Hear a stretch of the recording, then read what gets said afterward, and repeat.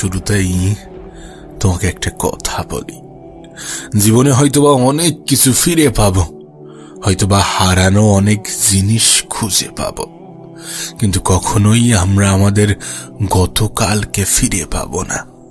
হাজার চেষ্টা করেও আমরা আমাদের অতীতের দিনগুলো ফিরে পাবো না। তাই নিজের দিনগুলোকে এমন ভাবে কাটাও যেন সেটা নিয়ে কখনো আফসোস থাকে না। কোনো মানুষই তাদের অতীতে যাওয়ার সামর্থ্য রাখে না, অতীতে ফিরে যাওয়ার ক্ষমতা রাখে না, কিন্তু তারপরেও কেন জানি না সেই অতীতটা নিয়েই পড়ে থাকে। একটা কথা মনে রেখো, যেগুলো আমাদের নিয়ন্ত্রণে নেই, যেগুলো আমাদের আয়ত্তে নেই, সেগুলো নিয়ে চিন্তা ভাবনা করে কোনো লাভ নেই।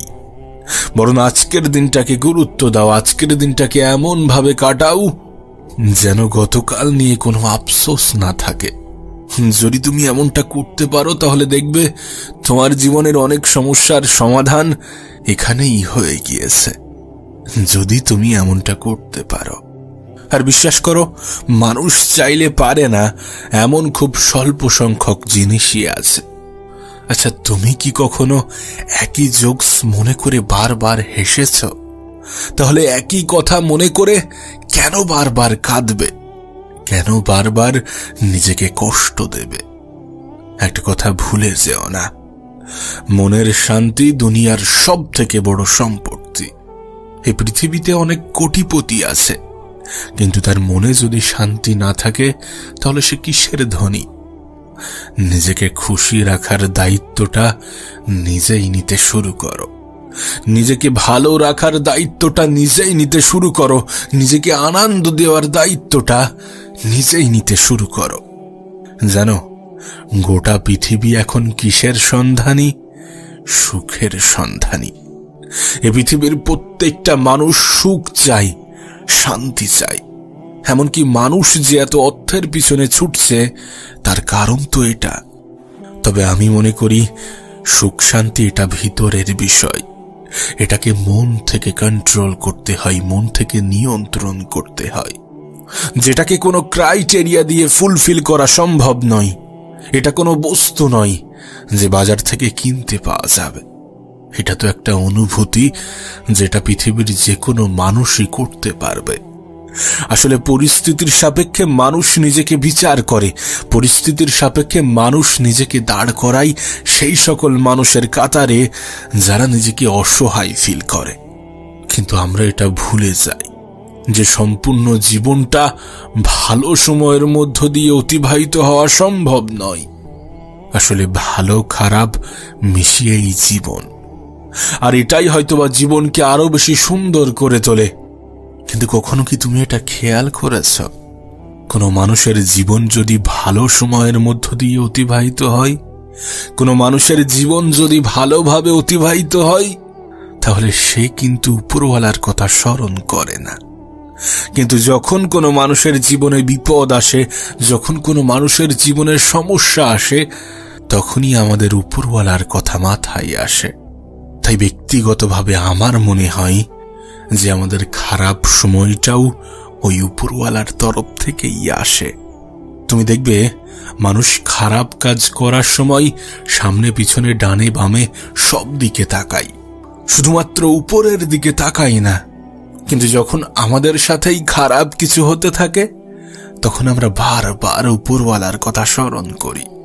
তিনি চান যে আমরা তাকে মনে করি, আর সেই জন্যই হয়তোবা আমাদেরকে খারাপ সময়ের মুখোমুখি করান, সেই জন্যই হয়তোবা খারাপ সময়ের সামনে দাঁড় করান। তবে মনে রেখো, এগুলোও জীবনের একটা অংশ। আর আমাদের মধ্যে একটা ভ্রান্ত ধারণা আছে যে সময়টা হয়তোবা পরিবর্তন হবে না, কিন্তু বাস্তবতা তো এটাই যে পৃথিবীর যে কোনো সময় পরিবর্তনশীল।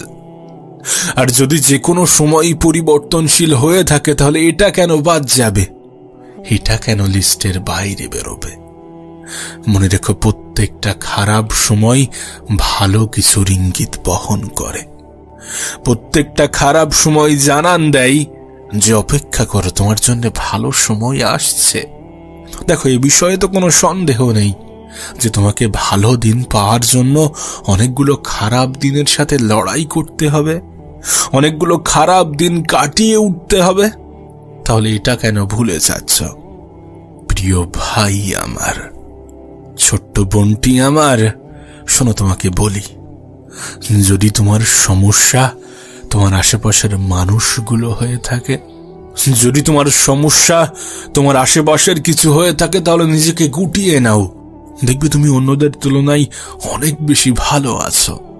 দেখো, সত্যি বলতে আমি তো জানি না তোমার জীবনের সমস্যা কি, আমি তো জানি না কি নিয়ে তোমার এত অভিযোগ, কি নিয়ে তোমার এত আফসোস, কিন্তু তোমাকে বলতে পারি যে তাকে কখনোই আপন করা যায় না যে পর হতে চাই, ভালোবাসা যায় না যে ভুলে যেতে চাই।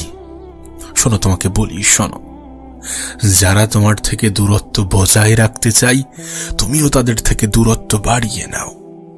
এই পৃথিবীতে জোর করে কোনো কিছুই হয় না। যারা চাই না তোমার সাথে থাকতে, তুমি কেন তাদের সাথে থাকতে চাইবে?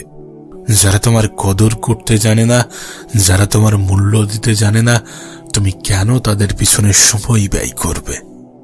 আবারও বলছি, ভালো থাকতে গেলে নিজেকে ভালো রাখার দায়িত্বটা নিজেকেই নিতে হবে। আরে মানুষ যদি তোমাকে খারাপ বলে তাতে কি কোনো যায় আসে? কোনো যায় আসে না। বরং তুমি নিজেই যদি এটা ভাবতে শুরু করো, তখনই যায় আসবে। আজকের দিনে যে অপরাধ করে তাকে কেউ খারাপ বলে না, বরং যে প্রতিবাদ করে মানুষ তাকেই তো খারাপ বলে, তাকে নিয়েই তো সমালোচনা একটু বেশি করে। তুমি কি দেখছো না? সত্যি বলতে, তুমি যাই করবে এক শ্রেণীর মানুষ তোমাকে নিয়ে সমালোচনা করবে, তোমাকে সহ্য করতে পারবে না। যদি বেশি কথা বলো তাহলে সবাই পাগল ভাবতে শুরু করবে, পাগল বলতে শুরু করবে। যদি কম কথা বলো তাহলে বলবে অ্যাটিটিউড দেখাচ্ছে। এখন তোমার কি মনে হয়, এই সমস্ত বিষয়কে কতটা গুরুত্ব দেওয়া উচিত? তাদের এই চিন্তা ভাবনাগুলো কতটা গুরুত্ব পাওয়ার যোগ্যতা রাখে? না, যদি তুমি আমাকে জিজ্ঞাসা করো তাহলে আমি বলবো যে এদেরকে গুরুত্ব দেওয়ার কোনো প্রশ্নই ওঠে না। যারা প্রতিটা পদক্ষেপে মানুষের নেগেটিভ জিনিসগুলোই দেখতে পায়, তাদের কথার গুরুত্ব দেওয়া বোকামি ছাড়া কিছুই নয়।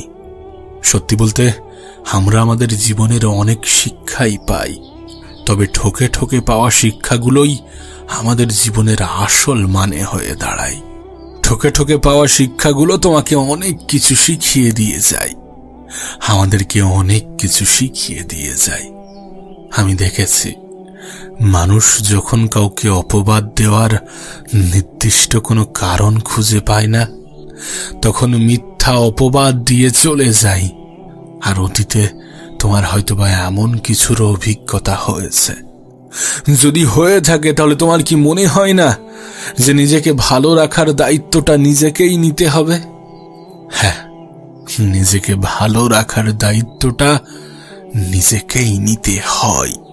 তুমি এটা বিশ্বাস করো কিনা জানি না, কিন্তু ম্যাচিউরিটি শুধুমাত্র বয়সের সাথে আসে না, বরং জীবনের কঠিন বাস্তব অভিজ্ঞতাগুলো থেকেও সঞ্চয় হয়। তোমার জীবনের খারাপ সময়গুলো তোমাকে ম্যাচিওর করে তুলবে, তোমার জীবনের তিক্ত অভিজ্ঞতা তোমাকে ম্যাচিওর করে তুলবে, তোমার অতীতে ঘটে যাওয়া ঘটনাগুলো তোমাকে ম্যাচিওর করে তুলবে। আবারও বলছি, ম্যাচিউরিটি বয়সের সাথে আসে না। কিছু মানুষ অল্প বয়সেও ম্যাচিওর হয়ে যায়, কারণ সে অল্প সময়ে জীবনের অনেক কিছুর অভিজ্ঞতা সঞ্চয় করে। আরে পৃথিবীতে যে যত বেশি ম্যাচিওর, সে তত ভালোভাবেই নিজেকে চিনতে পারে। শেষে তোমাকে একটা কথাই বলবো, তোমার জীবন তোমাকে অনেকগুলো বাস্তবতার মুখোমুখি দাঁড় করাবে, আর তোমার বাস্তবতা জীবনের কিছু তিক্ত অভিজ্ঞতার সঞ্চয় ঘটাবে। আর এই তিক্ত অভিজ্ঞতা এটার প্রমাণ দেবে যে সুখের ভাগিদার সবাই হলেও দুঃখের ভাগিদার সবাই হয় না।